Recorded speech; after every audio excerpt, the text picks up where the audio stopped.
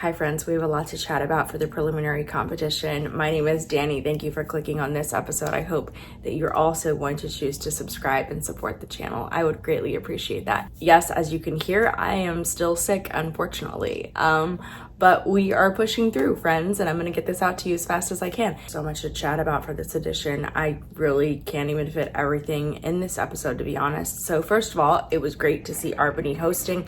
Loved the huge stage. I like that the contestants were very well lit.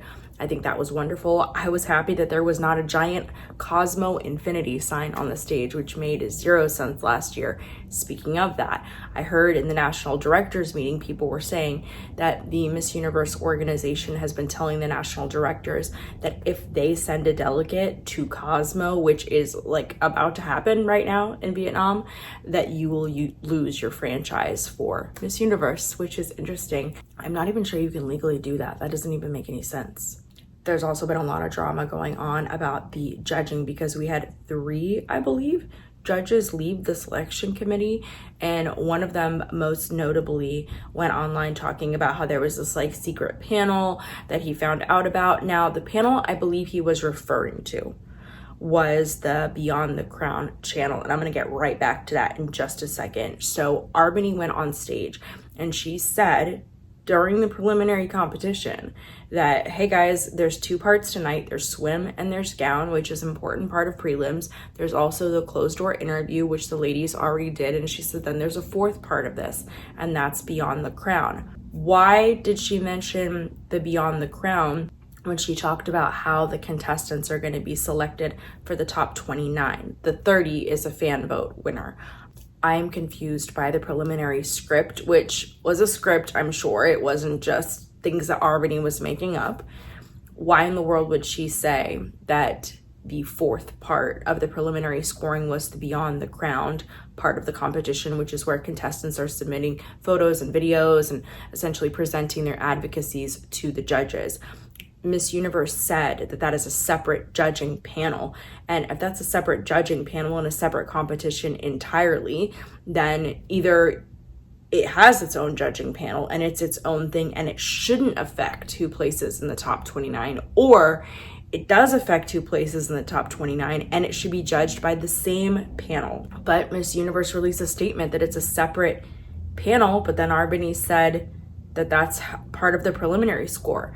That does not make any sense, and it's not consistent with the information that Miss Universe put online. After all this was happening, Universe added another judge onto the panel. They needed somebody, and apparently this is a Filipino judge who knows Atisa. And then one of the judges that's supposed to be on the Beyond the Crown panel, which I believe has already been scored, is apparently Paraguay's boyfriend. This edition needs to be thrown away, honestly.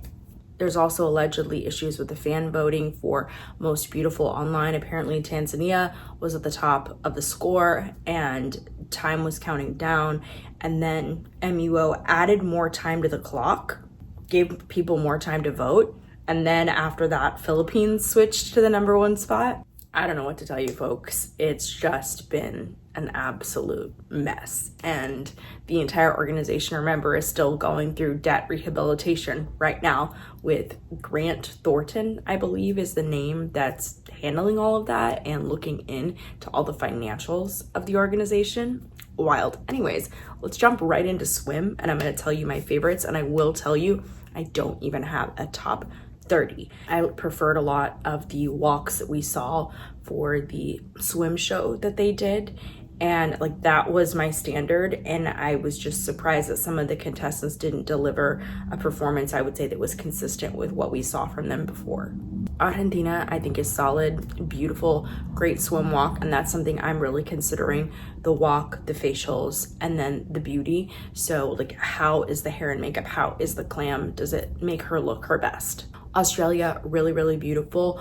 Definitely delivered a safer performance, but I still really like her. And I'm also wondering, why did some of them get swim wraps and some didn't? Was it just a choice? Does anybody know? Brazil delivered a performance that I think was consistent with her national performance. I really like her. I do, however, wish she would have wore a different color. I didn't love the green. I think a red swimsuit would have looked better on her. Chile looked really, really beautiful. I think she looks great in purple, and I think that she just has a strong walk and performance and is very confident. China is one of my big favorites here. Loved her hairstyling for this competition. I just really love the energy that she brings. I think she's a great performer.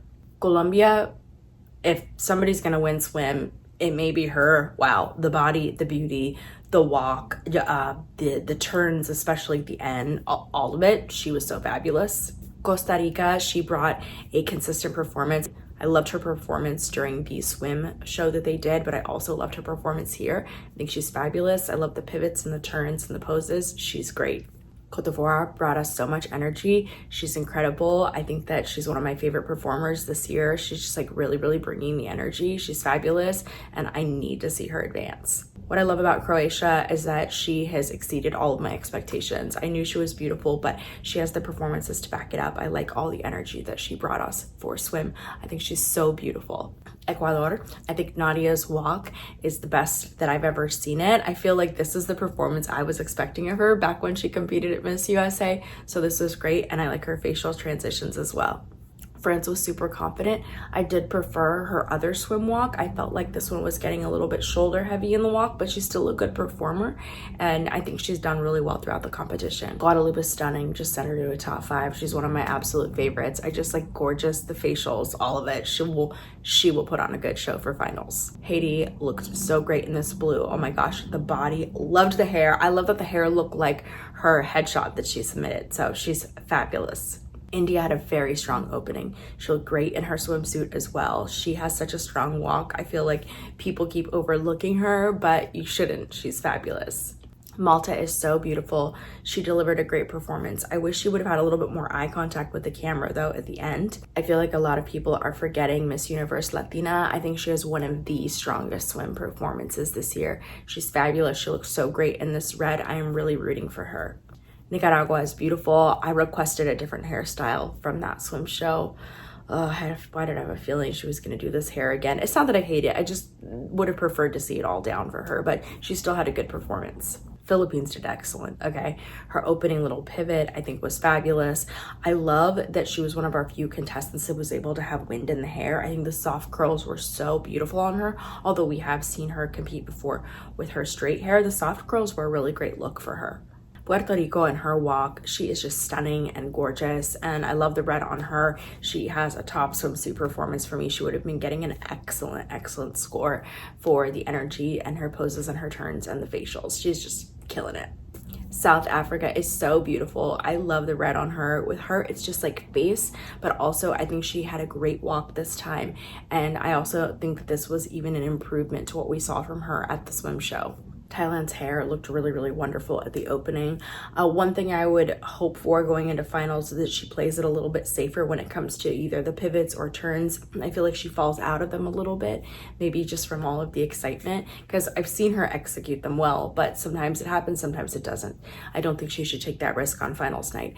I think that she is so gorgeous though, like facially, oh my gosh, like every time you see her like up close on the camera, just gorgeous from every angle. I love her. Turks and Caicos had a strong opening. She's somebody else that I am obsessed with. I think she's such a strong competitor, and I'm really hoping for a placement for her. I feel like this walk, the energy, the facials, she deserves it. Obviously, I'm excited to include USA in this episode. I was like, oh my gosh, I think she delivered a great performance with lots of energy. I just think at that last moment when she did her pose that I want her to relax all those neck muscles to not have any tension. She's doing a fabulous job. She had a wonderful pivot, lots of precision that we saw from her, and I'm excited that everybody got to see her perform very well. I know we have a lot of USA doubters, but I think she's been fabulous and was a great representative for us.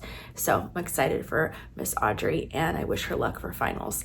And of course, we have Venezuela. I think she brought more energy than she brought to the swim show. I think she did fabulous. I just feel like she brings the right amount to every competition. She's like never trying to overdo anything or overshoot anything, and that's what I love about her. Then we heard a little bit from Victoria. Her and Arbany chatted, and honestly, this is one of my favorite looks from Victoria. Oh my gosh, like this particular shade of pink, the hair, the makeup, just like the way that the gown fit her. Wow, I loved it. Now let's switch over to evening gown. Argentina, I just think that this gown color on her was absolutely perfect. She carried the gown with so much grace. I wish she hadn't lifted her arms at the end. I don't think it was necessary, but aside from that, I still really like her. Brazil is beautiful. I wasn't loving the color combo of this dress. I just think that she needed a different color. I also didn't like the edges that were behind the gown, but I still like the performance. Cambodia had a beautiful evening gown. This is the evening gown competition, so I want a really elegant look, and I don't want a slit that goes up that high, but it had a beautiful neckline and she had a great performance here. Gila was so pretty in pink. It looked like she was carrying out a big floral bouquet at first, and then she opened it and then dropped the pieces on the side. I really liked the presentation of the gown. The gown itself was beautiful on her. She looked lovely. China's gown really accentuated her waist. The gown was simple in comparison to a lot of others that we saw. I did feel like the piece of hair that she had in front kind of died a little bit. I was like, oh no, it got a little bit messy at the end, but she still had a great performance, and I'm hoping to see her advance. Colombia was really, really beautiful. Honestly, didn't expect to see her in kind of like a fire-inspired gown. I'm curious, will she go back to a metallic that we often see Colombia in for finals? I'm not really sure. Either way, I hope to see her in a different evening gown. It wasn't my favorite gown style, but I still like the presentation.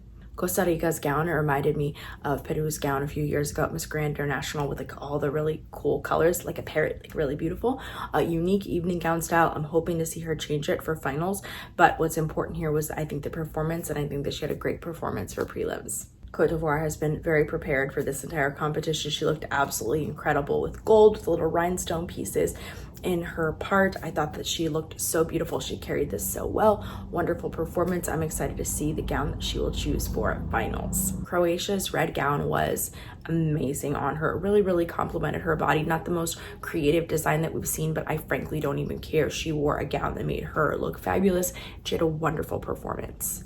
Ecuador looked really beautiful in this blue color. I think it was great. I think that the piece of fabric though in the center was quite distracting. It seemed to twist, so it didn't really help her with her walk and the performance. I'm guessing though that she'll have a different gown for finals, but I still like this performance for prelims. What happened to France? What happened? Why did she have to take off the skirt and wear sheer pants? I have not been a fan of this one time when anybody's done it. I have not seen a pants gown, because it's not a gown. I've not seen a jumpsuit done in a way that I love it for gown. Guadalupe's gown is beautiful on her. She is incredible, but honestly, she could wear like a potato sack and I would still love her. It's the performance for me. It's the walk. Haiti looked so beautiful in this white and silver. Wow.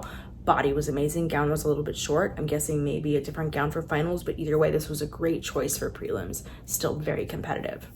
India, we have another example of a really high center split. I wish that was not as high. I'm guessing she's gonna have a different gown for finals. The red looks really, really great on her. However, I did prefer the red gown that she wore for the opening ceremony. Kazakhstan's gown was really unique, a really unique choice for her. Now, I will say I did prefer her swim routine for the swim fashion show, but I still liked it enough for finals. I'm still crossing my fingers for a placement for her. She's beautiful. Kyrgyzstan, I think that there could have been a better gown for her, but honestly, she has a fabulous walk and I love her confidence. And I really hope people will be able to overlook this evening gown choice for her, because for me, it was really the way that she carried it. Wow, she looked elegant. I loved Laos's evening gown. Wow, this was incredible. Not surprised at all. She's had a fabulous, fabulous wardrobe. She was also on my edge for swim. I just wanted her to smile a little bit more for swim, but she brought that for gown. Honestly, Lebanon, who I think had a good swim performance, she could be in a top 30. She had a complimentary gown performance as well. The gown was very simple, but it fit her very well. She looked beautiful in it. She had a great walk. I would still score this very well. Malta was in such a beautiful fuchsia color. Oh my gosh, it looked incredible on the stage. So bright, looked perfect with her hair. Wonderful walk and performance in this. I am rooting for her for sure, because I also like her during swim. Mexico, I was so surprised to see her in yellow. I just don't feel like yellow is the best with her very fair skin tone. I like the earrings, but I was very torn on the red lip. I feel like if she went with a neutral lip, it would really wash her out. But then the red lip with the yellow and then the blue stones, I feel like it kind of clashed. Miss Universe Latina wore the same hairstyle that she wore for the opening ceremony. The gown was a gown that I think that we've seen similar styles before, but honestly, I didn't even care. It made her body look so good. And what really mattered was her walk as well. And she gave a wonderful performance. I feel like she's one of our strongest performers. Nicaragua wore this beautiful gold evening gown. And honestly, I feel like she did not need that much with the gown style. I think she looked beautiful in this gold gown, had a wonderful walk. I just wish she would have wore different earrings. Philippines looked beautiful, and frankly, I love this gown. I saw some close-up shots of it. The flowers, the gold flowers with all the details on them. Oh my gosh, the way that this gown made her waist look, really, really beautiful. I didn't feel like the necklace that she wore was necessary, but I've also been really critical of all of the gowns that she's worn in the past, and frankly, this is my favorite evening gown that she's ever worn and competed in, but I'm sure there'll be something different for finals. I hope she stays in this direction though. Puerto Rico wore this gold gown with all the ruffles. I really liked the ruffles. That was very fun. The base dress itself though, I just wish that the design had just been a little softer in the transition of all of the stones and sequins and the ways that it was stoned, but I still love her, and the performance really is what I think is going to carry her into finals. She did a phenomenal job. South Africa is beautiful. I like her performance. I just don't feel like the color of this gown did anything for her on stage, so I'm really hoping to see her in something else for finals. I hope that she will advance. Thailand, I love that we saw a little bit of a carryover style from her national winning gown to prelims at Miss Universe. So she stuck with the metallics. I really like the gold and the bronze stoning on this gown, and I also like that there was like metal just like there was on her winning gown. So that was a very cool carryover style. Beautiful, lovely performance. I love her. I love Turks and Caicos so much. I love this gown choice for her. It was so unique. It was so just like different and couture. It was fun. I love the neck piece, the colors of it. Beautiful performance as well. Like if this is what she has for prelims, I cannot wait to see what she has for finals. USA's gown, the beading style, reminded me a little bit of her national winning gown, which I believe that gown was from Sherry Hill. This gown is from Kenneth, I believe. But his team came up with this gown in 5 days. Crazy.